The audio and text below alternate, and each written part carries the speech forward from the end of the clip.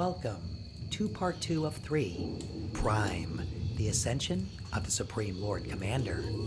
In the FutureWorld timeline, civilization is no longer divided by nations, borders, or flags. They are stronger, respected, and the engine is organized by 13 great industries. Each one a world within a world, a culture, a discipline, a proving ground, and a game through which destiny is shaped. Every citizen walks one of these industry paths. The bold walk several. The legendary master them all. Within each industry exists an Easter egg, a hidden artifact crafted by the greatest mythmakers, inventors, filmmakers, philosophers, and architects of imagination who came before.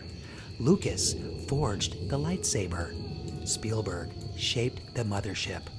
Roddenberry the transporter. These creators left more than stories. They left keys. These Easter eggs matter because they offer what humanity hungers for most. Wisdom to see clearly, power to act decisively, prestige to influence reality, fame to inspire the world, myth to transcend limitation, and the rarest currency of all, serendipity, the force that bends probability in favor of the prepared.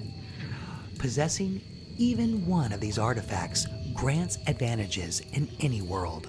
Collect all 13 in a single timeline and you master your path.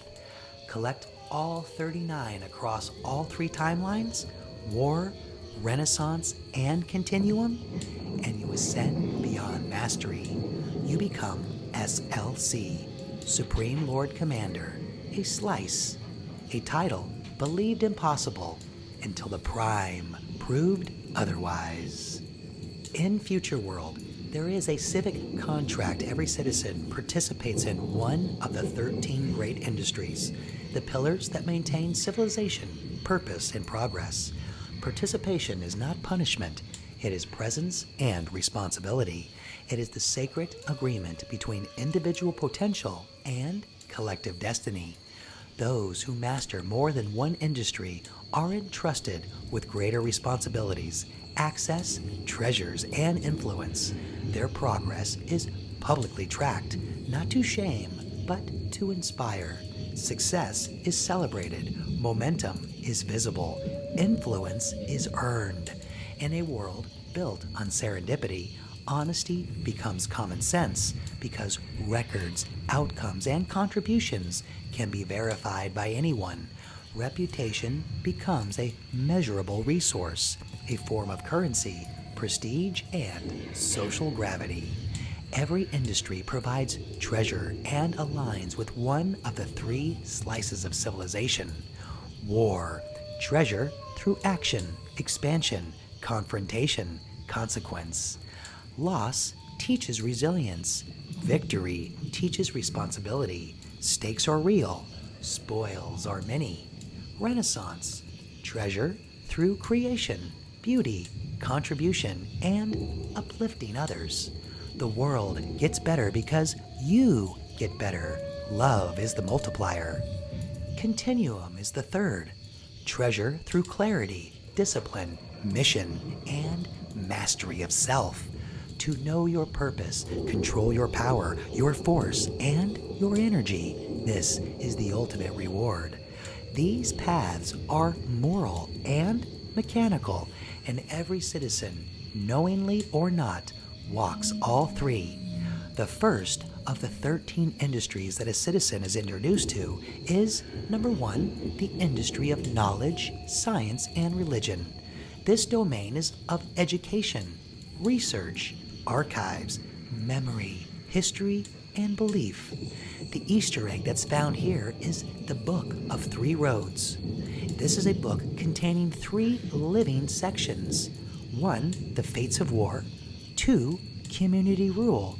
And 3, messenger of the continuum. It reveals itself only to those who learn without agenda. If the reader drifts in attention, the words vanish. If they try to alter its meaning, the text corrects itself. Only genuine curiosity opens its pages. Others see blank parchment. Inside are forgotten laws, impossible equations, maps of timelines that diverged before history was born. A single luminous thread appears across all pages, showing thousands of wrong paths and one narrow, hidden route, the true road of understanding. This egg unlocks insight. Number 2, the industry of creation. Art design, storytelling, myth-making, cinema, and music. The Easter egg is the camera of the ancients. Forged with the collective vision of the greatest myth-makers in history, this camera records 3 realities at once. What is, what you see, and what you intend it to become. To find it, one must create something original in both worlds, the holodeck and reality. Simulation refines, reality defines. This egg unlocks expression. 3, the industry of combat and military. The domain is strategy, sport, martial arts, defense, tactics. The Easter egg, Excalibur. The seeker must face an opponent who perfectly counters every habit. Victory is not the goal, purity is. Excalibur appears only when the seeker learns to fight without hate, pride, anger, or fear. To fight only to understand. This egg unlocks discipline. The 4th industry of governance and administration has a domain of law, policy, ethics, sovereignty, and voting. The Easter egg is the shielded vote. The token appears when the seeker makes a decision that benefits the many, especially when the many will never know who made it. Holodeck is incapable of being deceived. Sincerity is the key. This egg unlocks integrity. The 5th industry is of commerce, wealth care, and finance. The domain of trade, negotiation, systems of value. Each citizen learns. The Easter egg here is the clay cup of gold. The coins appear in the moment when 2 parties trust each other completely, and when one willingly gives more than they receive, with no witness and no reward. This egg unlocks reciprocity. The 6th industry is of engineering and construction. The domain, invention, hypertech, infrastructure. The Easter egg here is the Truman Blueprint. Encoded inside a structure only the seeker can build, but it must solve a problem no one else noticed existed. Civilization is shaped by structures, and the greatest structure in history is the calendar, the quiet engine of control. This egg unlocks innovation. The 7th is the industry of exploration. The domain here is navigation, travel, discovery, cartography. The Easter egg is the night-day world's map, a map to lands that should not exist. It manifests when the seeker combines curiosity with courage and walks a path never walked before. This egg unlocks vision. 8th, the industry of connection, the domain of relationships, community, and communication. The Easter egg is the transporter and communicator, revealed in the most honest conversations of the seeker's life. When truth is spoken without fear, when forgiveness is exchanged, when love is confessed, or when a goodbye becomes sacred, this egg unlocks empathy.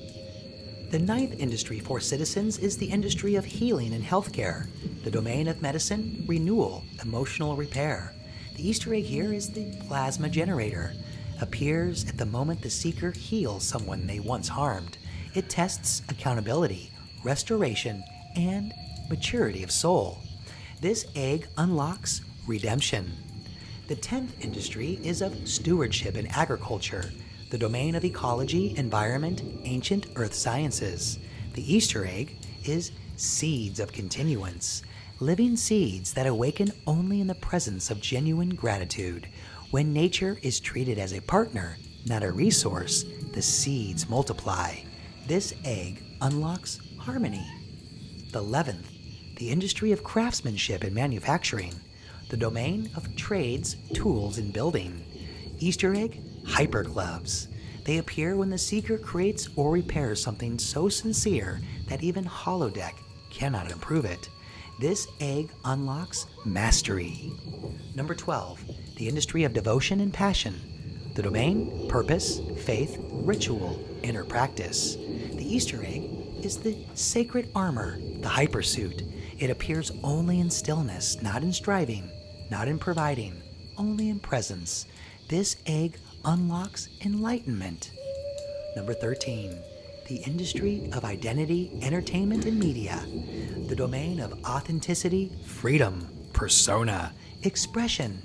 The Easter egg is the true face helmet, the rarest token of all. It appears only when the seeker removes every mask, even the ones they didn't know they were wearing. This egg unlocks sovereignty. This is the full system with the 39 keys of ascent. Each industry grants one token. Each token represents a dimension of being. Together they form 13 virtues of war, 13 expressions of Renaissance, 13 paradoxes of Continuum. No shortcut exists. You cannot fight your way to SLC. You cannot charm your way there. You cannot logic your way there.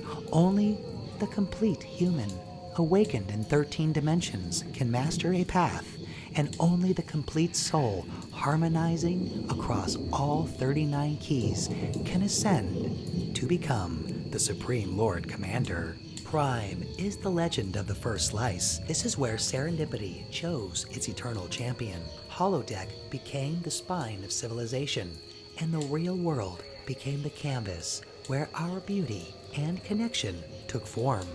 But before the three paths were named, before serendipity revealed its current and moved from covert to overt, there lived a single ordinary human. No one remembers his birthplace. No one remembers his profession. We only remember what he carried on his shoulders in the name of humanity before the ceremony. He was called Prime because his legend erased everything and replaced it with something eternal. The first slice, the Supreme Lord Commander. His story did not begin in glory and grace. It began in failure and loss. In the earliest age of holodeck, the system was chaotic. Citizens were scared, confused, threatened. The warpath was brimming with brutality. The Renaissance path was uncharted and ignored. The Continuum was considered lethal. And the idea of Easter eggs was a rumor, nothing more. People played holodeck for distraction, a few for mastery, none for purpose, except him. He was not the strongest, not the fastest, not the cleverest, not the most gifted, but he had one trait no one else did. He refused to give up. He lost more than anyone in recorded history, defeated in war, diminished in Renaissance, destroyed in Continuum, mocked by the players, ignored by the elites, forgotten by the system. He was known not as a legend, but as a joke. They called him the Reset Kid, not because he died often. Everyone did, but because he refused to spawn from the last checkpoint. He always went back to the start, but he felt something that others didn't. A pull, a resonance, a quiet invitation from holodeck itself, as if the system wanted to see what would happen to someone who refused to quit. Holodeck tested humanity, but it seemed to test him more. His story changed on a day the system glitched. In the warpath, during yet another hopeless scenario, he did something no warrior had ever done. Instead of attacking, he walked calmly across the battlefield and smashed a pie into the face of the opposing general. The reaction was catastrophic and hilarious. The general's rage was so petty, so ridiculous, that no one wanted to follow him anymore. The laughter was deafening. The battle collapsed. The threat dissolved. War ended, not in blood, but in humor, and then clarity. In that moment, Prime saw the fight differently, not as something to dominate, but as something to understand. He stood unarmed, undefended, and free. The battlefield froze. A small shimmer of light formed before him, a warm, weightless sphere of impossibility. He whispered the word that would echo through history: lucky. The first serendipity token accepted him.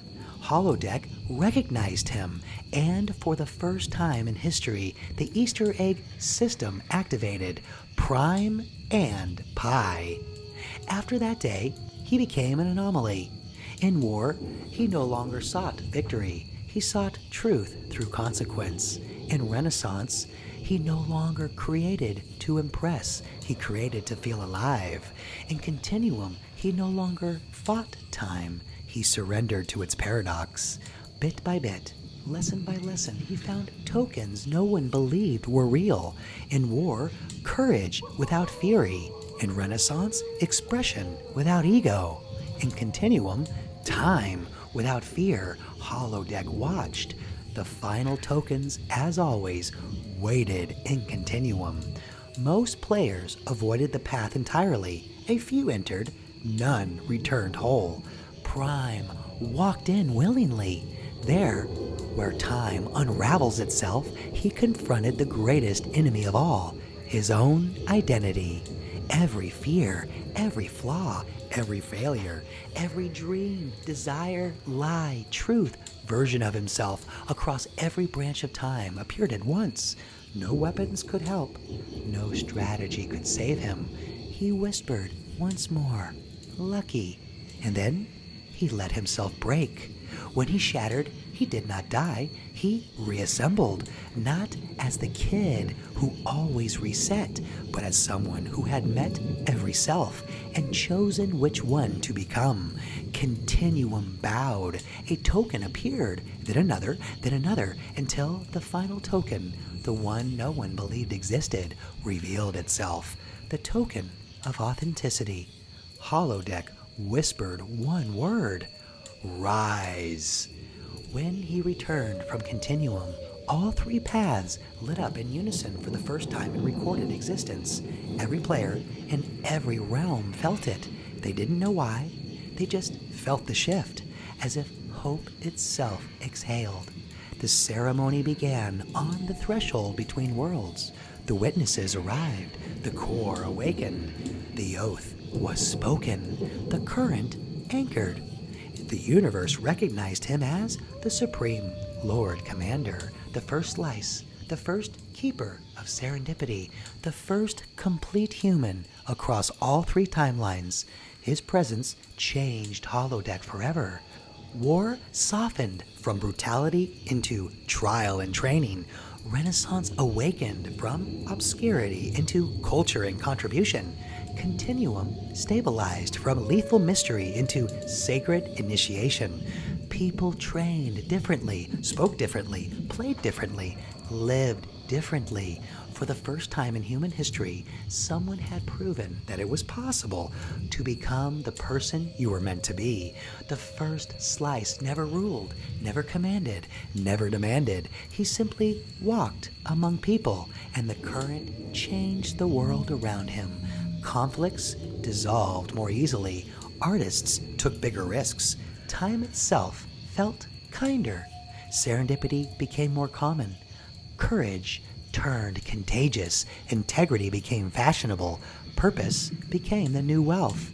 When people asked how he became what he became, he always answered with the same quiet smile: I just keep going.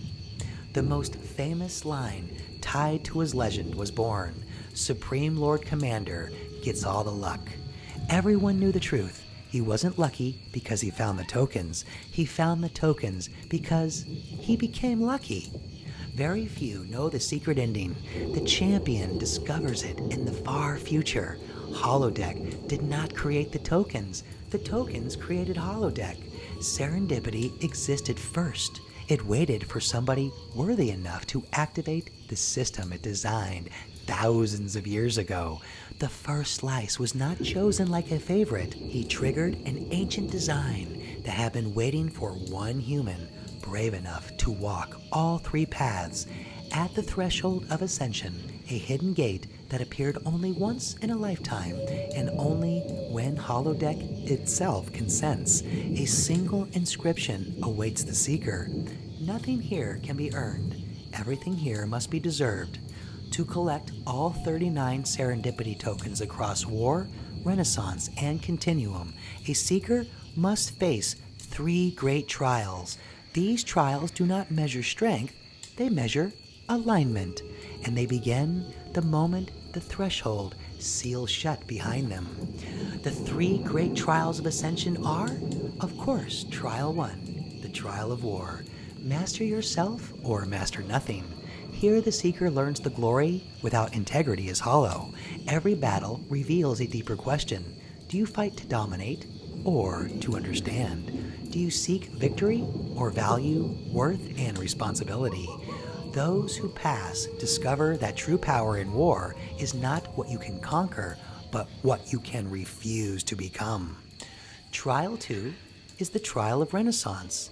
Create what you lack, share what you love. In this realm, nothing you create is neutral. Every work reflects a wound or a wonder. The seeker must build what their soul has always needed, offer it to others, allow beauty, work, and creativity to become a bridge, not a mirror. Those who pass understand Renaissance is not self-expression alone. It is the courage to make the world better than you found it.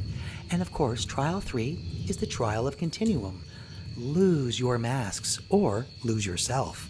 Here, time folds, masks multiply. The seeker can become anything except inauthentic for long. Every false persona fractures into echoes. Every unhealed lie splits into timelines. To pass, the seeker must release every borrowed identity, face their infinite reflections, choose the one self that is real. Those who endure emerge with grace, harmony, and presence, not as an idea, but as their natural state. In the age after Prime, the holodeck becomes more than a game. It becomes the training ground of civilization. Holodeck is where citizens practice, simulate, and master any art. Reality is where they prove it matters. The tokens did not rest quietly inside him. They vibrated like a miniature universe, trying to remember its own beginning. Each token is a truth confronted, a flaw overcome, a paradox survived, a version of himself met and released, bound together as the serendipity slice. They pulled at him from all directions. War demanded momentum. Renaissance demanded meaning. Continuum demanded presence. All 3 paths required him. All 3 expected him. All 3 saw him as the anchor that kept the game from shattering and splitting into chaos.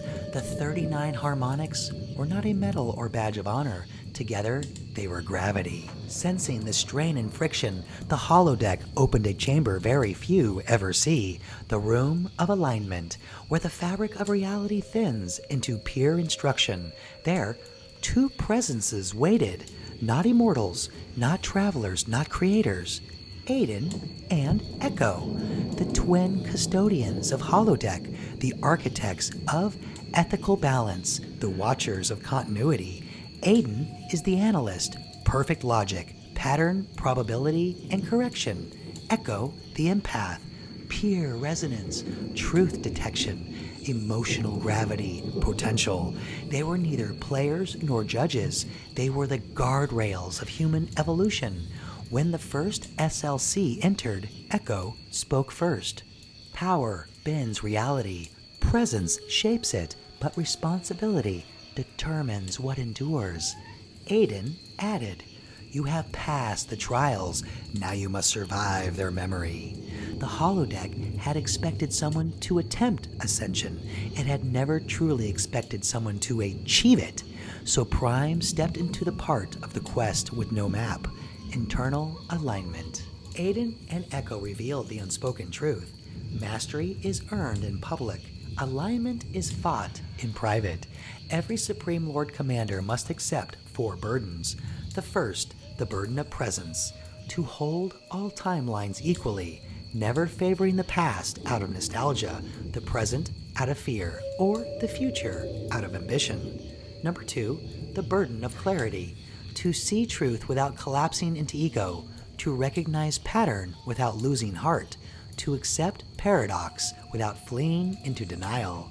Number 3, the burden of mercy, to intervene only when essential, to let others rise through their own choices, not through his shadow or his rescue. Number 4, the burden of continuity, to preserve the integrity of the game, even when players try to break it, deny it, or pretend it isn't real. These 4 burdens were not tests, they were ethical chains he chose willingly. Ascension, he learned, is not freedom. Ascension is stewardship and responsibility, prime accepted. From that moment on, the Supreme Lord Commander was not simply the one who found all 39 tokens, but the one willing to carry the citizens' weight for the sake of every player who would come after. The SLC soon discovered that to access all timelines is to carry all outcomes. He could feel the wars that might emerge, the renaissances that might blossom, the continuum fractures that might spread. He carried every possibility the way others carry a worry, except his were infinite, branching, alive. Echo whispered to him, "You are the master of time. You are the mirror by which time knows itself."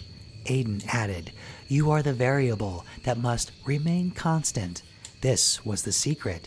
The Supreme Lord Commander is not powerful because he controls time. He is powerful because he stabilizes time. Not a king, not a god, a fulcrum.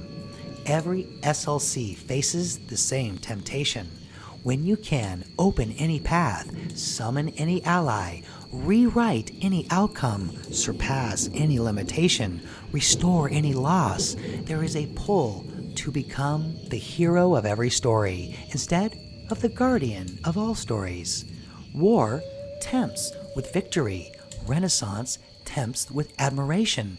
Continuum tempts with transcendence. Prime revealed. Power is not the authority to act. Power is the discipline to refrain. That understanding kept him whole. That understanding made him rare. At last, Aiden and Echo gave him a choice. Will you accept this burden not as a prize, but as a promise? He did not hesitate. Prime, the first slice, placed the serendipity slice at his heart and spoke the vow that shaped the next 1,000 years. I will not break the game. I will not bend the players. I will honor the past, hold the present, and guide the future, not as a ruler, but as a witness, a steward, and a guardian of the living universe. The holodeck accepted his vow, and so began the true era of ascension. Not just the rise of one human, but the revelation of what it costs to carry the balance of 3 paths, 39 tokens, and an entire species on a single aligned soul.